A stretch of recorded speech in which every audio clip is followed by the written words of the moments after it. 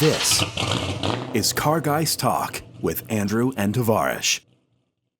Hey everyone, how you doing? Hope you're having a fantastic day. This is a fantastic day, of course, because I'm joined by my friend Andrew Howell, and we are the Car Guys. This is the Car Guys Talk podcast. That's me. I'm Andrew Howell. That is you. It's me. That you. It me.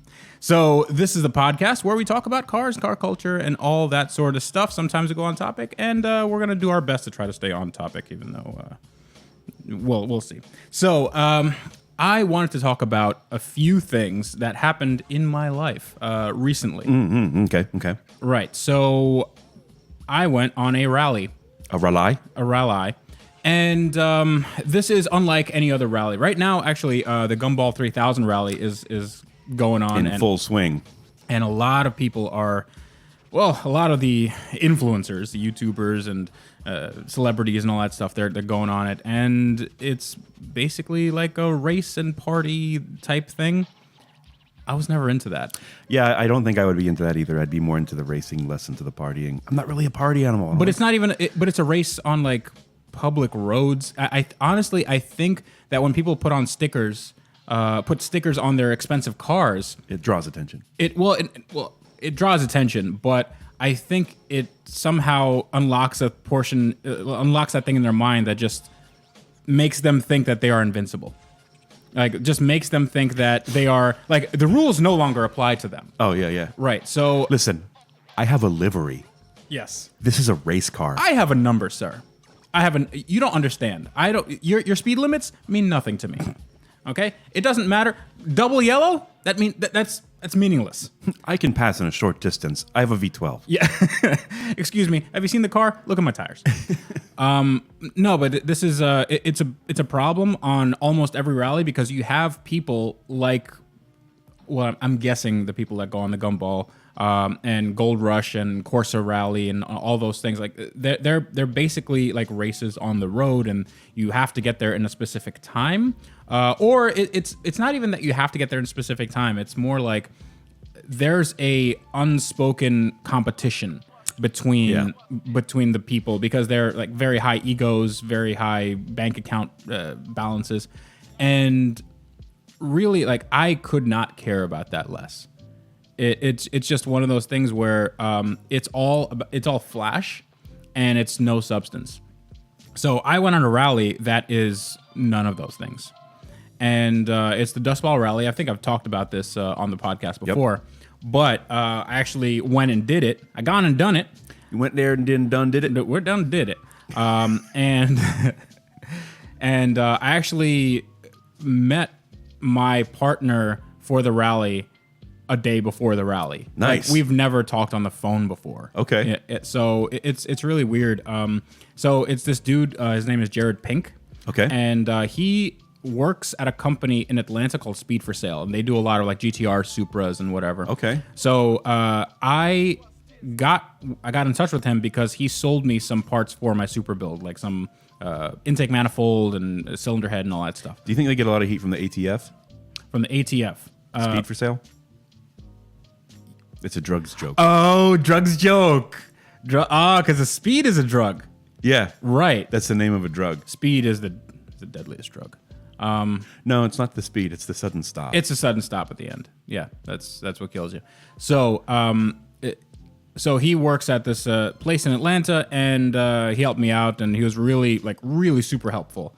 Like, he was asking me about, what my goals are, and he was really going above and beyond. And out of the blue, I just asked him, hey, would you want to go on this rally thing? Because you still were with Njuku at the time. I didn't know I didn't know if you could get the time off because it's more than a week off.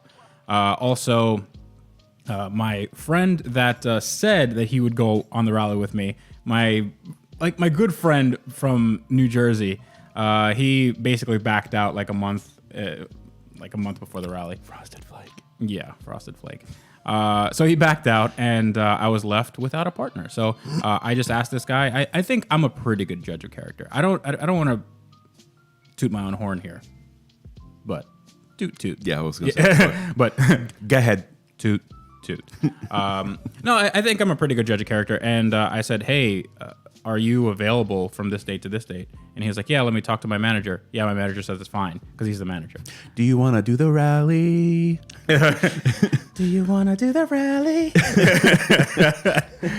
All right. So it was a little bit of a nerve-wracking thing for me because when you do these rallies, you're in the car for 10 to 14 or 16 hours with another person. And then you have to go into a hotel room with them and then spend that time with them. Oh, wow. Yeah. So this is okay. So what do you got? What? What does that mean? What? Nothing. No. I mean, it's just like we're basically spending every waking moment with each other for the next 7 days. And if that person is, Are you guys best friends forever now? we're pretty good friends now. I mean, you'd have to be. You'd know a lot. Are you starting to think pink? All I see is pink. Yeah. No, he's a real good guy, and he knows a lot about cars. Very, very knowledgeable. And one of the best things about it is that we brought his car.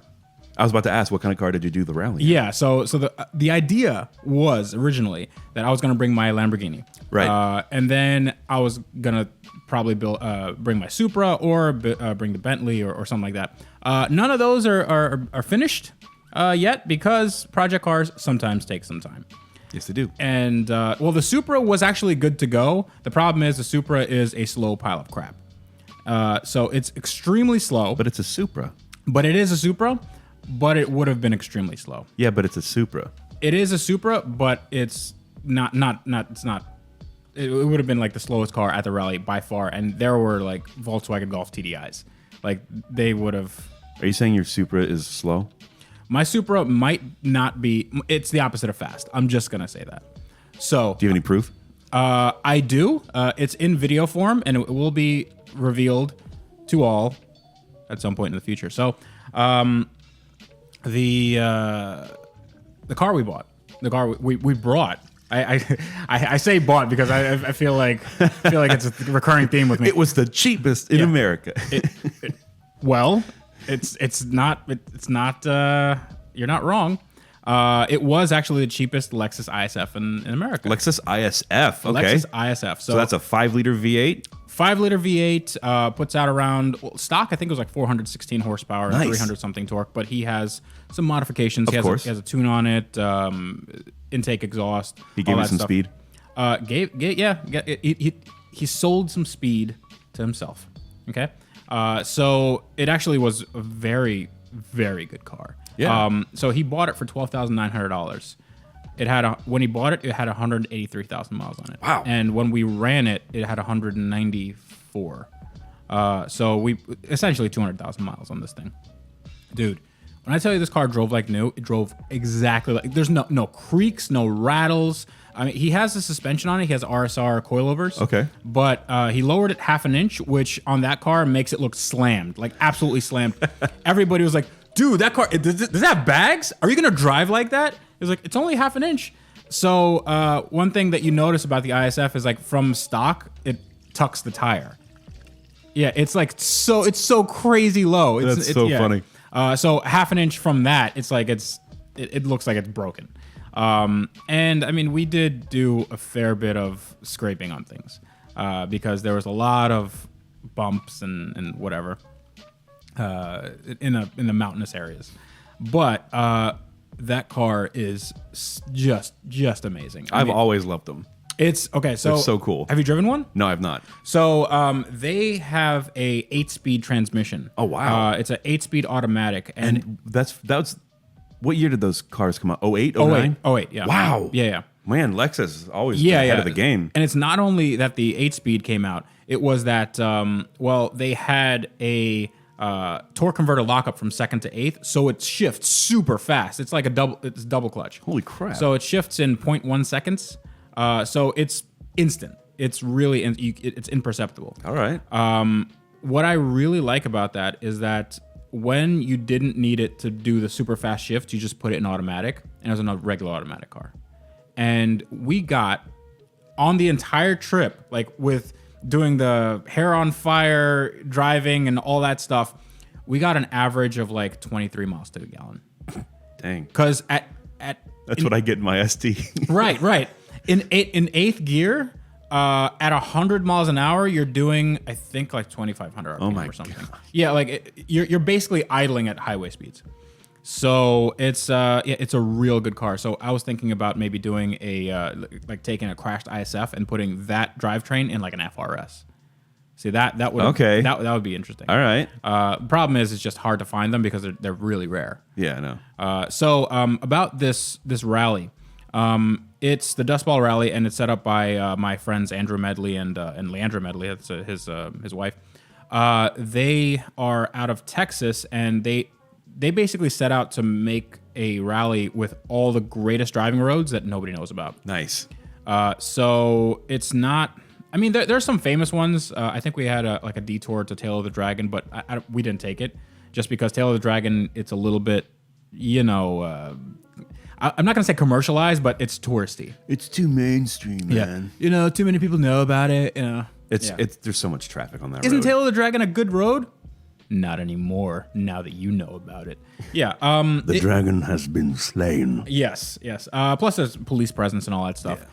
But we went on a lot of the roads that basically people don't know exist, other than perhaps the locals. So here's the route. The route went from Boston to New Orleans in a matter of 5 days. And we started off from Boston, and almost immediately we went north, and we went to New York, and like we did some New York, Pennsylvania roads. And then we went down to, gosh, I can't remember. We just went through so many states. We kind of like zigzagged around. We had to go around Virginia because, of course, you don't want to be caught with going 1 mile an hour over in Virginia. But one of the best roads, I'd say, in the country is in West Virginia. And West Virginia has some of the greatest driving like I've ever had. West Virginia, Mountain Mama. Take me home, country roads. To the place where I belong. Where I belong. That's right. But it's just one of those things where last time I went on the Dust Ball from Dallas to New York, we went on the same like West Virginia roads. I think it was similar and maybe not the same. But it just stopped raining then, and then you can see those are Smoky Mountains. So it just stopped raining, and all the fog had lifted, and like when you go up the mountain, you can see the fog and the clouds like below you. Yeah. So it's like this sea of clouds underneath you, and the roads are just amazing, and it's really cool when the roads is like just slightly damp. You can see the water making like a huge rooster tail off the cars. Oh yeah. So that happened last time, and this time we had a torrential downpour right before we hit the mountain. So nice. it's basically the same thing. And I have a video. I'm going to release it later on, but it's just the car was so well sorted. Like we broke traction twice, and it was only intentionally. So it was like on a turn or something. I was like in first gear. I was like, and the traction controller just yelled at me, beep, beep, beep, beep, beep, beep. What are you doing? Good old Lexus. hey. This is not how you drive to the golf course. Stop it. You stop that right now. The Applebee's parking lot will not tolerate this.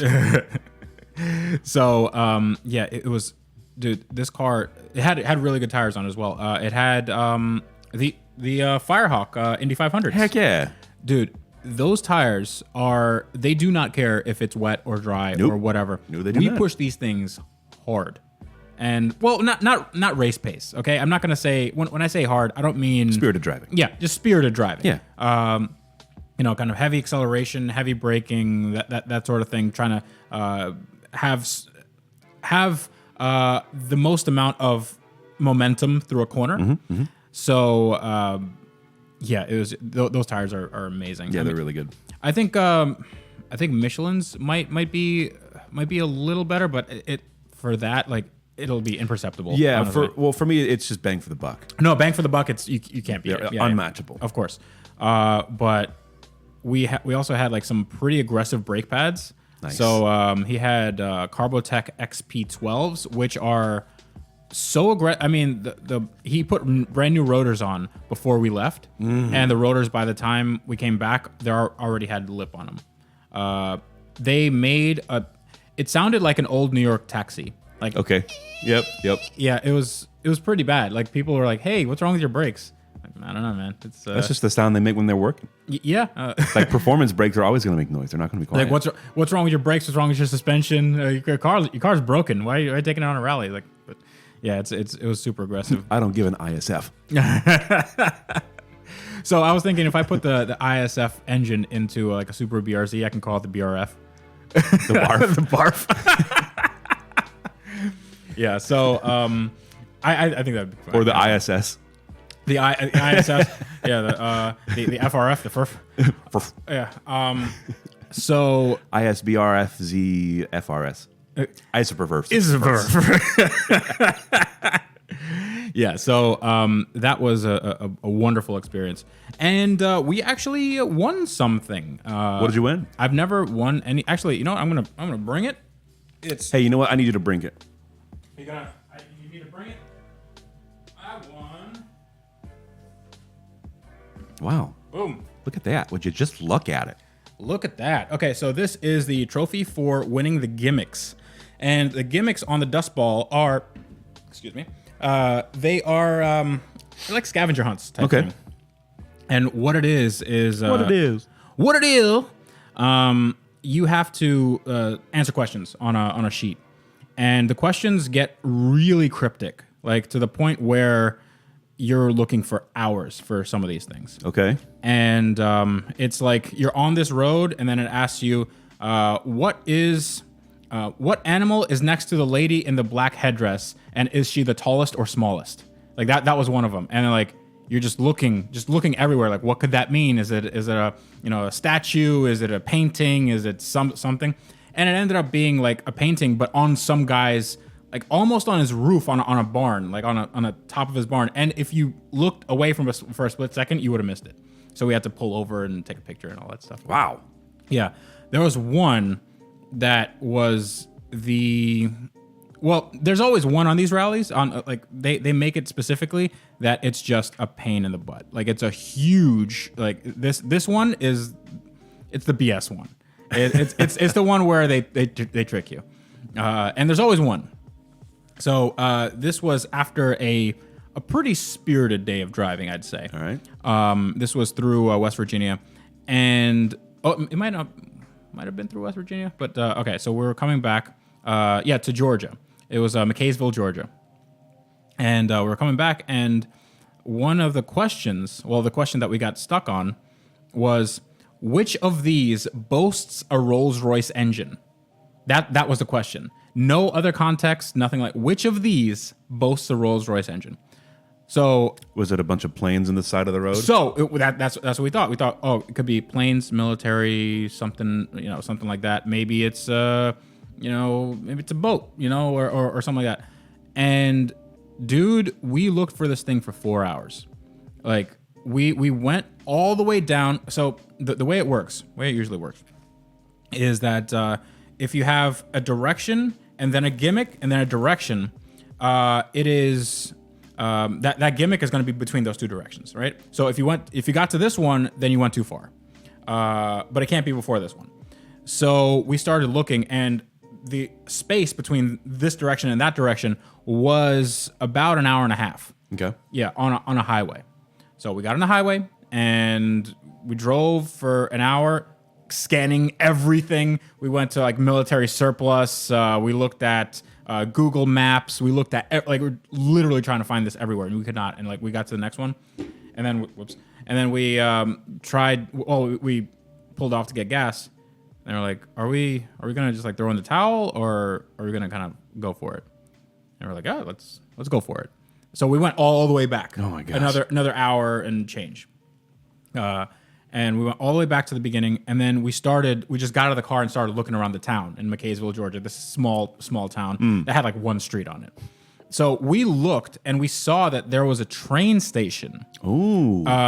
So there was a train station that stops in McKaysville, and it is like an old train. Okay. And I'm like, did Rolls-Royce make trains? And then apparently they made train engines in the 70s or something. And I'm like, oh, it could be that. But then we were looking at it and like, There's nothing that says Rolls Royce here. Like there's really nothing. We went around. We're looking at the historic placards and all that stuff. Nothing said Rolls Royce. And there were, at this point, we had been on this for about 3 hours, and there were 3 other teams doing this. So like, they're not everybody does the gimmicks, but there were a few teams that were like, we're doing this 100%. So they've been back and forth a few times, and dude, like when I say nobody found it, nobody found it. So we had an educated guess.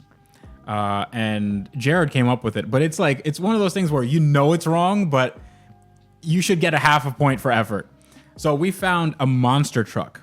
Okay, we have a monster truck parked on the side of the road, in some excavator warehouse or something. Okay, and the monster truck on the side said "powered by Kitty Cat." Now, Kitty Cat means Caterpillar.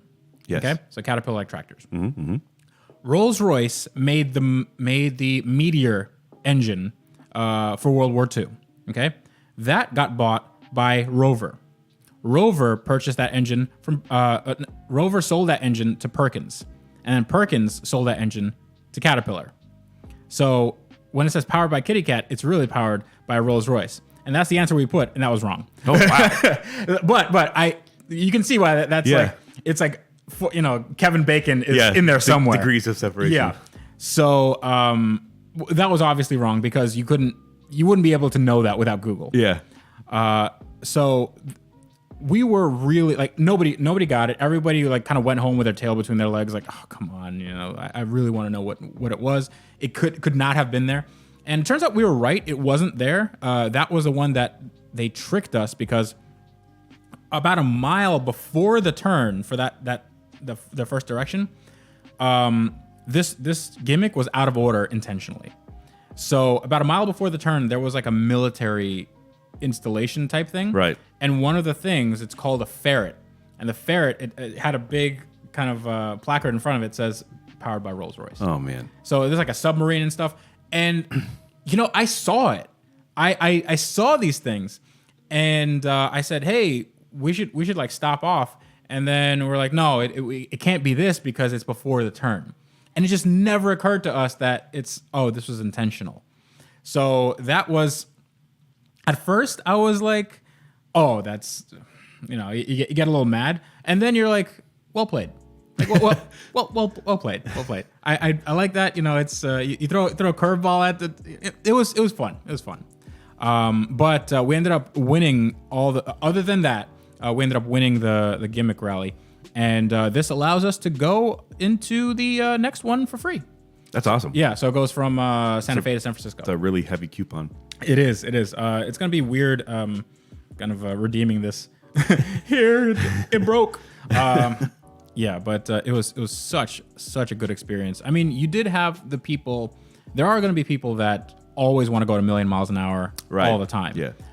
And they do sort of ruin it for other people if they're going through small towns doing 100 plus, and they get the cops called on us because we're not doing 100 plus. We're like, in a group, and we're just trying to have fun, and we're not going 20 miles an hour, but we're also not like, we're not passing on the right. We're not going on double yellows. We're not blowing somebody's doors off. Like, you want to be courteous. Yeah.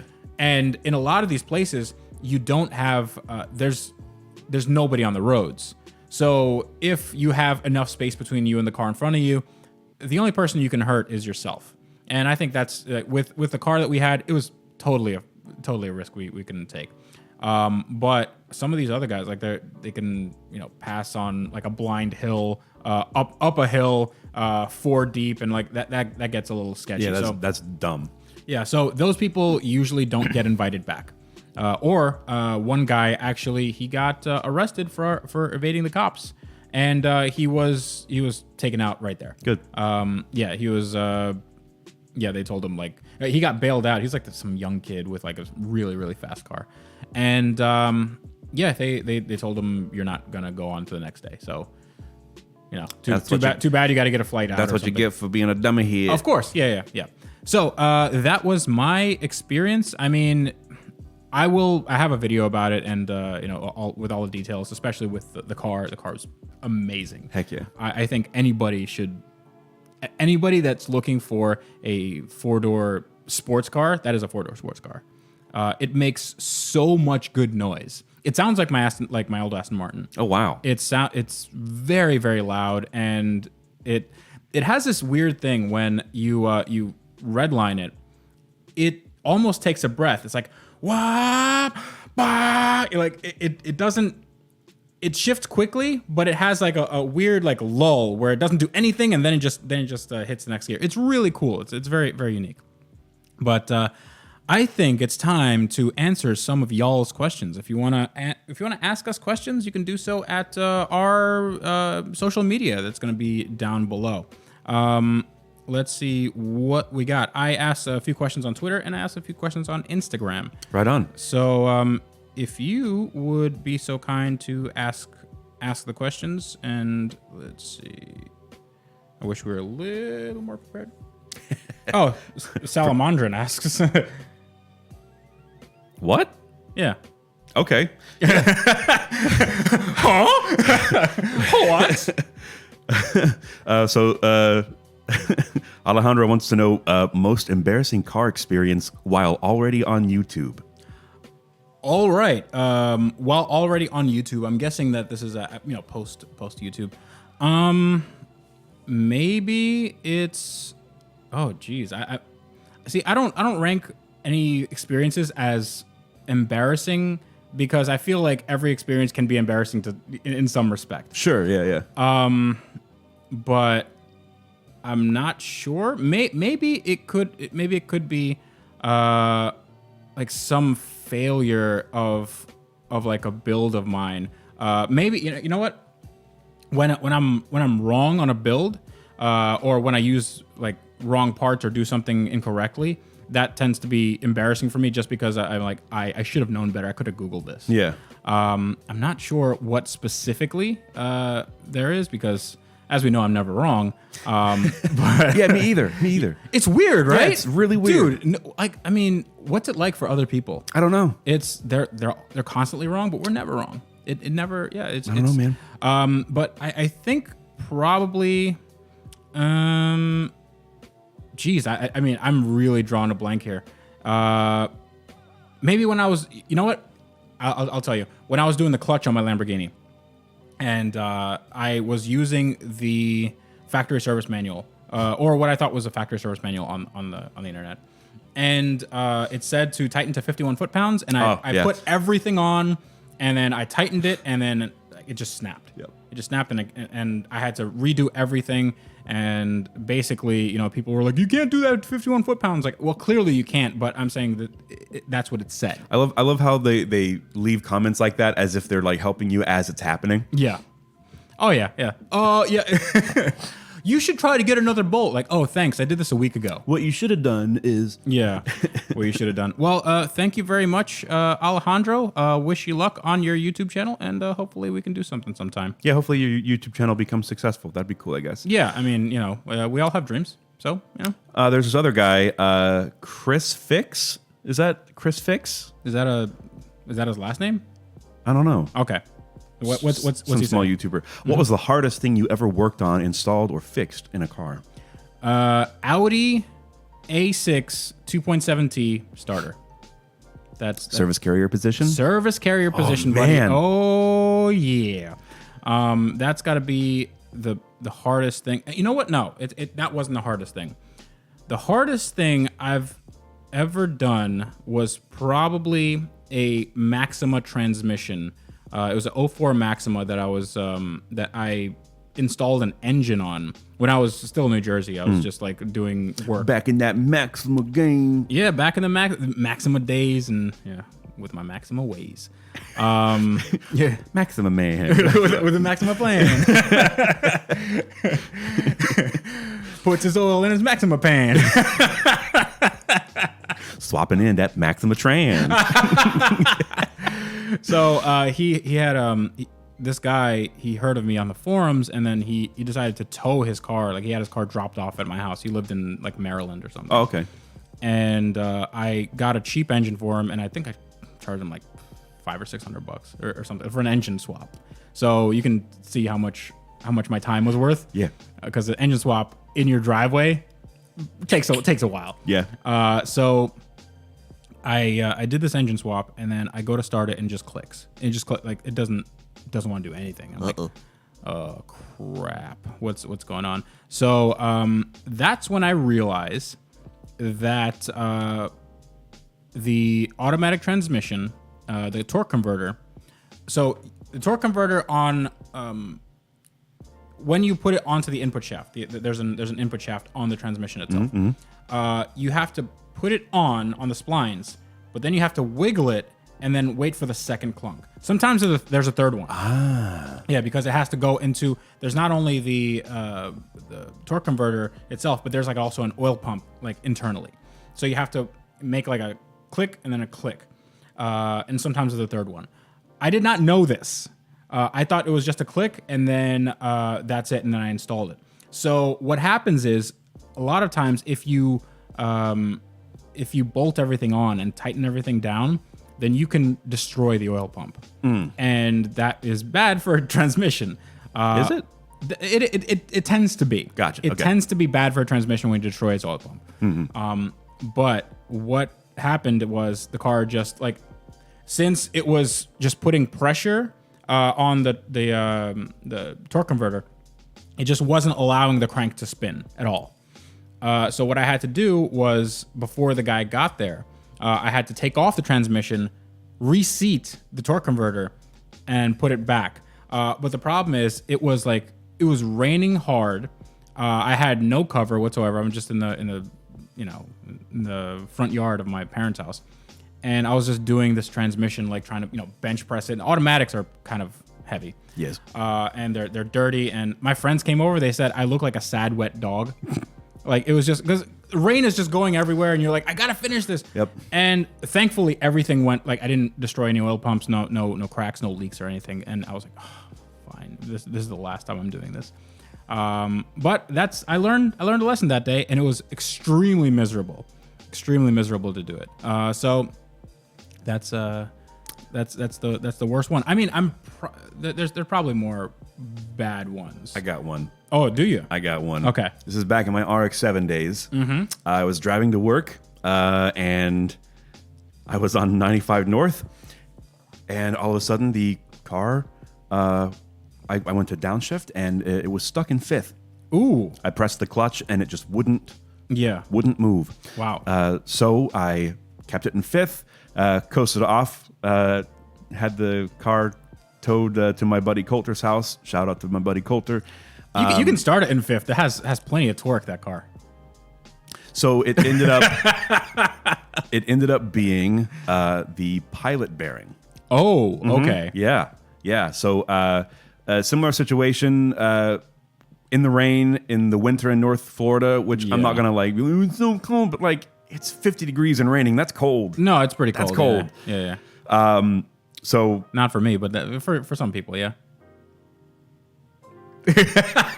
Didn't realize you were an Arctic explorer. I'm from Russia. Oh, that's basically Arctic. It's explorer. cold in Russia. Sometimes, So we replaced the pilot bearing, the clutch, the pressure plate, the throwout bearing, like just everything just in one go. Yeah. In his driveway, car was on jack stands, like 50-degree weather, pouring rain. Oh, I love those stories where it's like you have to get it done, and this is miserable. You know what's even worse? You know what's even worse? What? Coulter didn't want to get paid for this. He did it because we're bros. Oh yeah. And so what I had my mom do, I was like, "Hey mom, make Coulter one of your famous Oreo cheesecakes." Oh wow. And I paid him with cheesecake. Dude, that's awesome.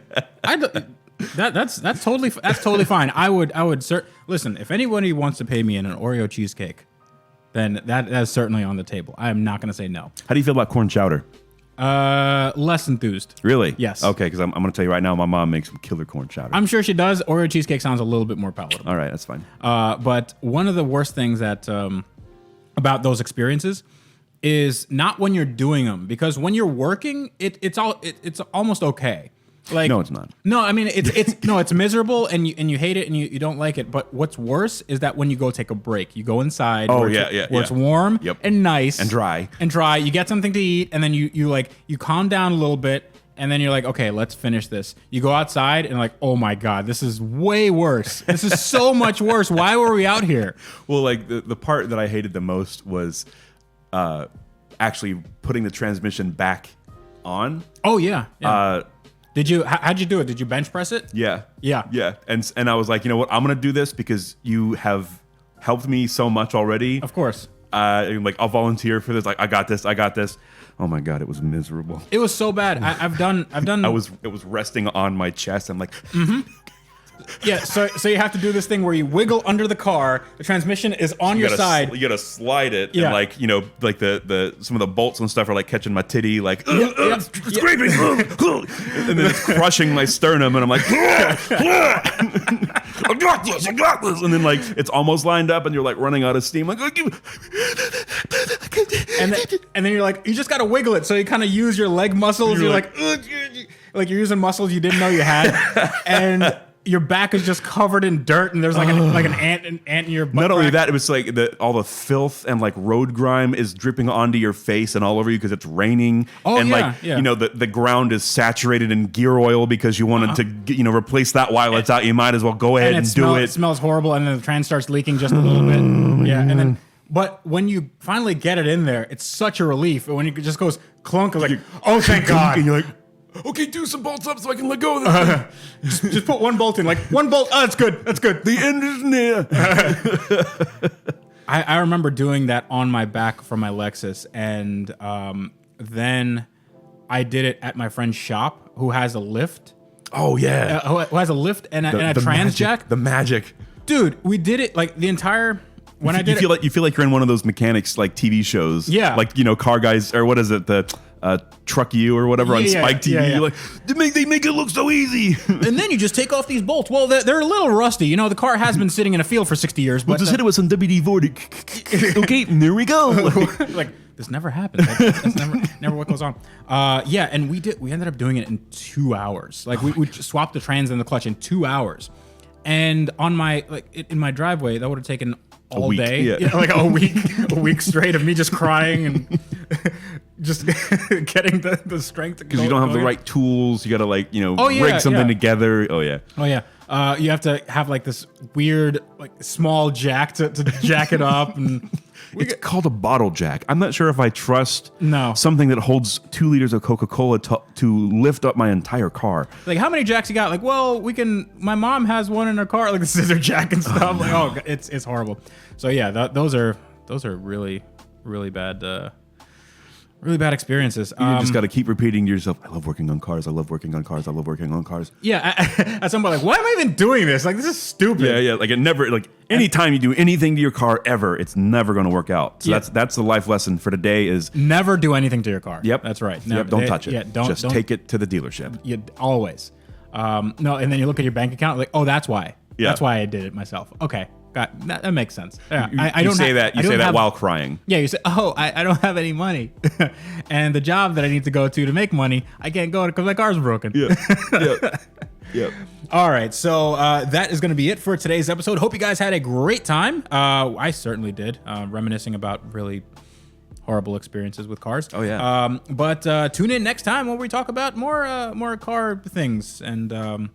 If you'd like to contact us, it's going to be all the social links are down below. You can contact us personally, or you can contact us as a group, as a collective. Yep. We also have an email address, carguystalk@gmail.com. And we're actually going to be doing a segment. I don't know if it's going to take off or whatnot, but we're going to be rating your rides. I think roasting would be more appropriate, the term roasting. We gonna roast your rides. Yeah. So we're gonna spit that hot fire. Send us your cars or send us other people's cars, and we will roast them and or like them on this channel. By the way, that is very similar to a David Patterson segment, but it's okay. I called him. He said it was cool. So don't be like, oh, you stole this from David, because We have rights. Yeah, we have. I had a phone call and everything. So so until next time, how are we gonna end these things? We still haven't figured that out. I don't. Yeah, I mean, I think there should probably be an end to this. But you know what? We could, the wrench every day thing was pretty good, but I'm not wrench every day. It's anymore. not wrench every day. And that's yeah. Hey, don't. Hey, get on cars. Go and work on them. Cars. Good. That was very Leslie Knope of you. This is Car Guys Talk with Andrew and Tavarish.